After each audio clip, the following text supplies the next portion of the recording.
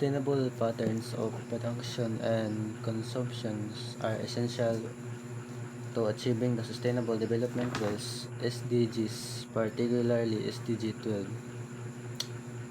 which focuses on ensuring responsible consumption and production in recent of natural resources has increased rapidly due to population growth, industrialization, and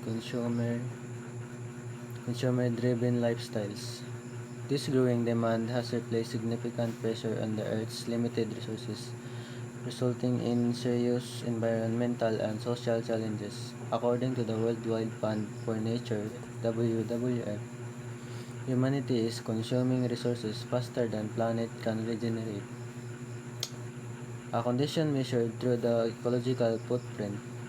The ecological footprint refers to the amount of biologically productive land and water required to support human activities, including food production, energy use, and waste absorption. When humanity's ecological footprint exceeds the Earth's biocapacity, environmental degradation occurs, leading to pollution, resource depletion, climate change, and ecosystem imbalance. A major cause of this problem is the linear system of production and consumption, which follows a take-make-dispose model. This system promotes excessive extraction of raw materials, mass production, and generation of large amounts of waste within an infinite environment. As discussed in The Story of Stop, this model not only damages ecosystem but also negatively affects human health, labor rights, and overall social well-being. In condition, in addition, excessive consumption contributes significantly to biodiversity loss through habitat destruction, deforestation, overfishing, pollution, and overextraction of water resources. The Living Planet Report 2014 emphasizes that high-income countries have much larger ecological footprint compared to developing nations.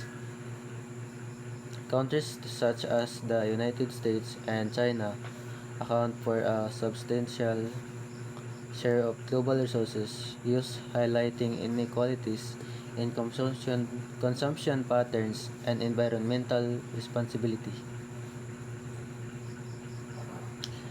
across the world. Addressing these challenges requires a transition toward sustainable alternatives such as circular economy practices, renewable energy use, waste reduction, recycling, and responsible consumer behavior. Governments, industries, and roles in promoting efficient resource use and environmentally friendly production systems. In conclusion, current patterns of production and consumption are both unsustainable and unequal. A shift toward responsible consumption, sustainable production systems, and global cooperation is necessary to protect natural resources, reduce environmental impacts, and ensure healthier and more equitable future for present and future generations.